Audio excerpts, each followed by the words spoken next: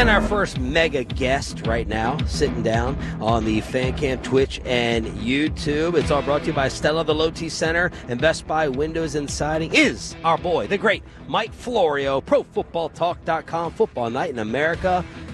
You've been here since when? Sunday. You go out? Came through Dallas. Flew through Dallas. Oh, that's right. That airport needs a little upgrade. Great city. DFW or what Love? terminal? What DFW. terminal? Upgrade. What terminal? B? Yeah, that's next. DFW or Love? It was DFW? Yeah. What's your least favorite airport? Least favorite airport. It used to be LaGuardia until they completely transformed it.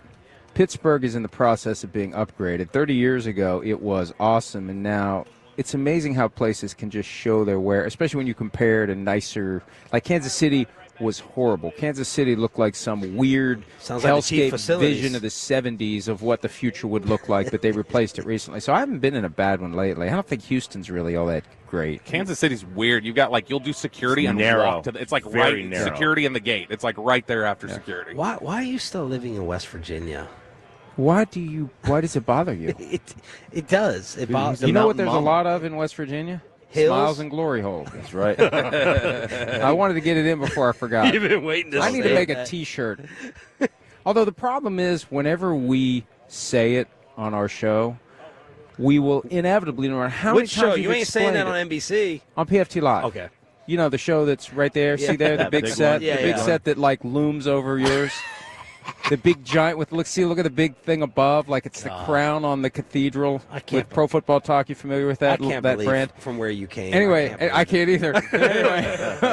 Glory. Anyway, when we mention it, no matter how many times we've explained the story, I will get emails from people who are aghast.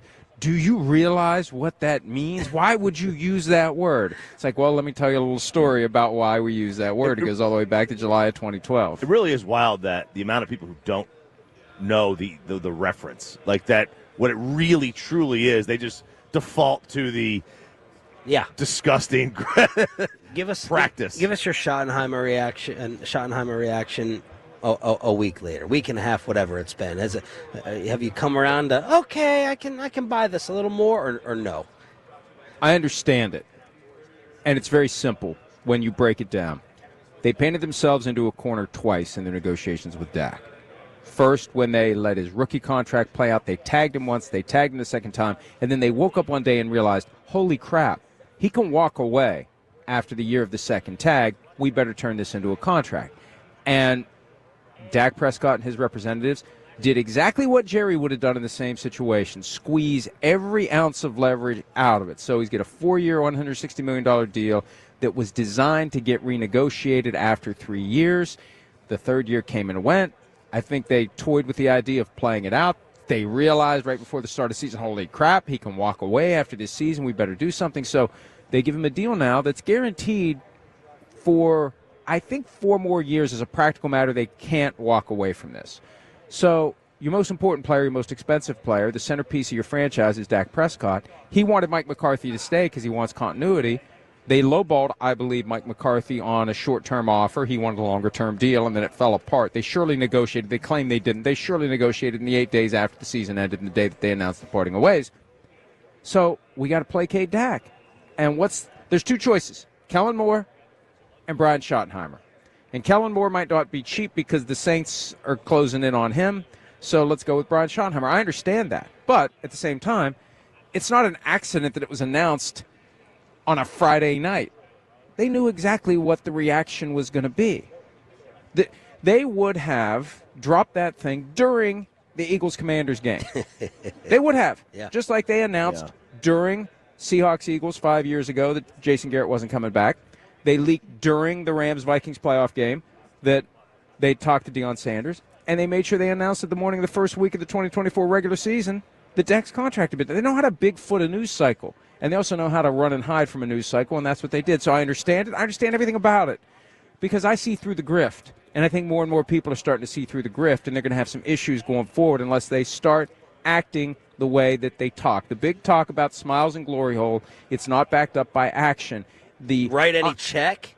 Like, we're sitting here on the home of the Cowboys talking about the possibility that Jerry Jones might be frugal. Do you know how insane? He is. You know how insane that sounds? He is frugal, and rich people stay frugal. Yep. One of the reasons they get rich is because they're cheap, and they count every penny. Even when you got a $500 million yacht, you still are fundamentally cheap. You never change. I am cheap. I'm not nearly as rich as Jerry, and I don't know that rich would even be the right word for it. But I do okay. So if you were Sims, the check drops with you and Sims. Which one's tipping closer? I'll pick it up. Okay. And I'll tip more. I am a firm believer in over tipping. Okay. Firm believer. Because they'll take a picture and put you out there. That's true. Part of it's got to be fear. You got a fear tip. It's like when you're front facing to the world, and people know who you are.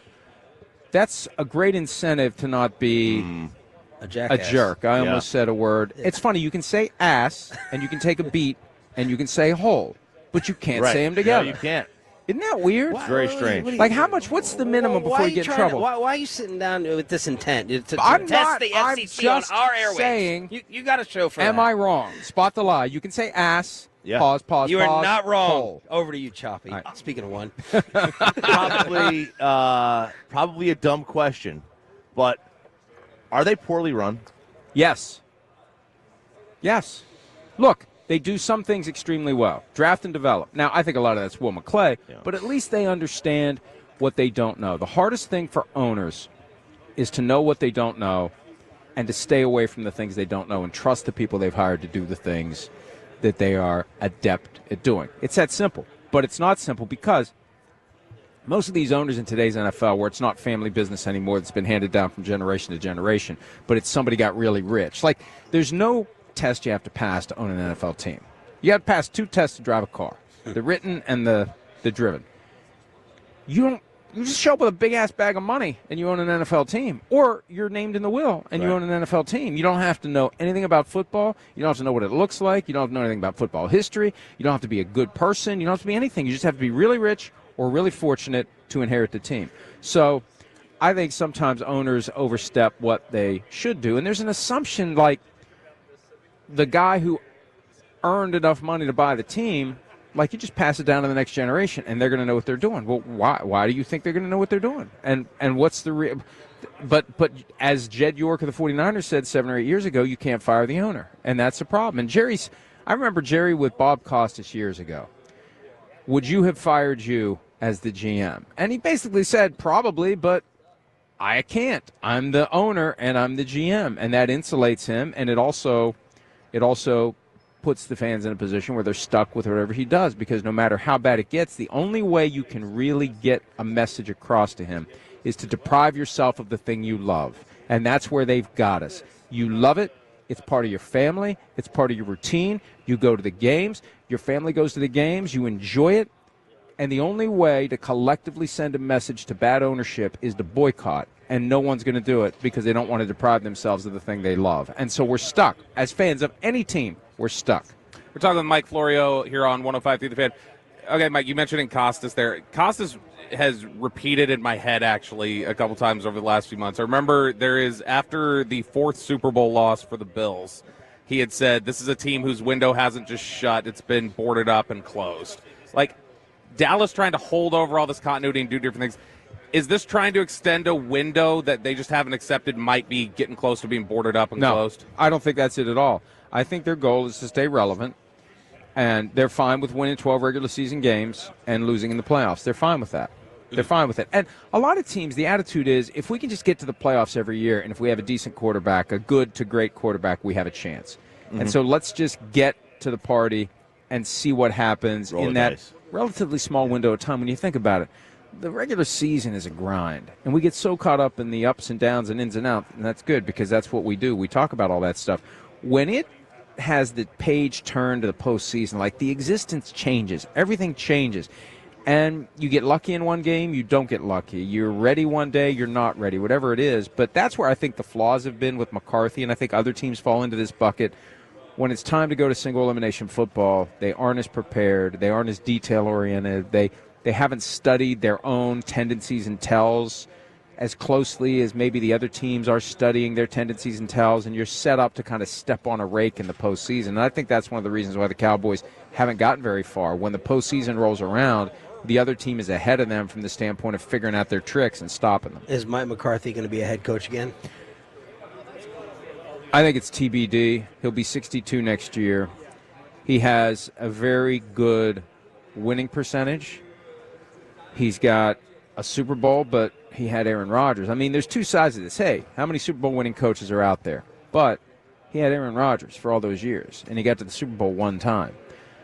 It all depends on how many good jobs there are and who else is available. I think he'll be in the mix, but it won't be as easy as it was when he landed with the Cowboys. I want to talk to you about Luka Doncic because months and months ago when I had Micah Parsons, some, discomfort with him inside the Ford Center at the Star in Frisco, I reported that. You sent me a text and you basically said, so effing what? He's Micah Parsons. The Dallas Mavericks, it made me think of you with this topic.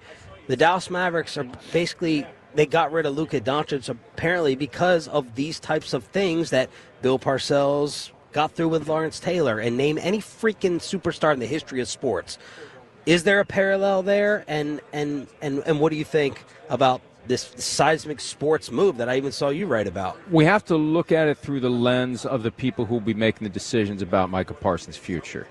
And I always say with NFL owners who are, to a certain extent, irrational, it's impossible for the rational to predict the behavior of the irrational. I could see Jerry, and it's rational from a business standpoint. Look at what the Mavericks did. Look at how they attracted all this attention. Look at everybody talking about it. He doesn't care if you're saying bad things about him as long as you're talking about him. He testified at the Sunday Ticket antitrust trial last June. I have the transcript. I've read the transcript. I've written about the transcript. He loves it when you talk about him. He loves it. He loves everything about it because the more you're being talked about, the more relevant you are. The more relevant you are, the more money you make. I believe he's a fan of all the bad calls. He likes all the bad calls because we end up talking about it. You think that right now is a good time for the Dallas Mavericks? That saying is so stupid. There's no such thing as bad publicity. That's a really stupid saying. I'm not saying it's right. I'm just saying it's Jerry. And he sees it, and he wonders, man, if we would trade Micah Parsons, if we would do that, you could work yourself through that little maze. What about putting up with the superstar diva? I think you need to put up with the superstar diva. I think you do. If he's truly a superstar, who cares if he's a diva? Who cares if he shows up to a team meeting with handcuffs on from the night before and not because he got arrested, which happened with Lawrence Taylor? Who cares about any of that? Who cares if he falls asleep? Remember what Jimmy Johnson said? God fell asleep, right? Bomb, cut. Troy falls asleep, get him a pillow. What's the line then? Is it like Antonio Brown where you just go so far off and become such a public problem? It depends. It's team by team. I think that Antonio Brown was a major problem behind the scenes for years, and Mike Tomlin did a great job of keeping it under wraps. And I think they have guys like that in Pittsburgh where Mike Tomlin is a wizard at keeping it under wraps. I've heard stories from other coaches, and not related to Antonio Brown, other players, where the player goes to the new team and the coach is like, Mike Tomlin is amazing. Yeah. Because I don't know how in the hell he kept this guy under control for 5 years. So I just think that it's a decision driven by each ownership group, and sometimes they make good decisions, sometimes they make bad decisions. But one of the key ingredients of making consistent bad decisions is no accountability. Back to my point. If you can't get fired, and if nobody's going to deprive themselves of the thing they love, you can make all the bad decisions you want without any blowback because the money is going to keep coming. That's the thing. One team wins the Super Bowl every year. 32 are kicking ass. It is smiles and glory hole when it's time to look at the balance sheet. If this happened in the NFL with the Luka trade, where the GM traded him and it cost him $117 million and they only went to one team, how would that impact other general managers wanting to deal with that GM or players wanting to go play there? Well, because people are accusing them of collusion in this, conspiracy theories everywhere. Hey, the Rams-Lions trade, the Stafford trade, that was collusion. That was an inside job. That was Brad Holmes leaving the Rams for the Lions, and the Rams looking for a way to offload Jared Goff where it wouldn't be obvious that they were tying a first-round pick around his neck to get somebody to take him. That was the perfect destination. I remember the Commanders, Martin Mayhew was the GM there. He was like, what the hell? We would have wanted Matthew Stafford. Why didn't we know about it? So that's not unprecedented, that there's some sort of collusive inside deal that gets done. That's part of the blowback you have to take. And as things play out, we'll see whether or not it was a good trade or a bad trade, but yeah, it's just shocking. And the NFL hasn't really had a holy crap, I can't believe that trade happened. Usually we can sense it coming. Even with Stafford, we kind of sensed he was at the end of the road with the Lions, and the Rams knew when to swoop in and get it done before other people woke up to it and acted on it. But it's the fact that we're talking about it during a football segment is more proof that if Jerry could come up with a way to trade a player and create that same kind of buzz, hired Deion Sanders and gotten the buzz. Why didn't he do that? He could have done it with Bill Belichick. I don't know that Jerry wants to share the spotlight with Deion Sanders. You know, if Jerry's out there doing his post-game media scrum and one person is standing there with their phone because everybody else is listening to Deion, that's not good. Mike Florio sitting out with us here on 105 Through the Fan. Tell us the guest list this week. You got book specials out here. Are you going to be the A.J. Brown of the media world with that I didn't bring any copies of my book because I try to travel light, and they're kind of thick. They're all on my phone. That doesn't really matter. I do have a giveaway this week in New Orleans where if anybody comes up to me and says my favorite line from The Office, which is, hey, guys, somebody making soup. And if you know, you know. Creed Bratton utters the line. If you come up to me and say it, I'll take your email down and I'll send you a signed copy. Now, it doesn't apply to you guys because you guys are in on it. Damn it.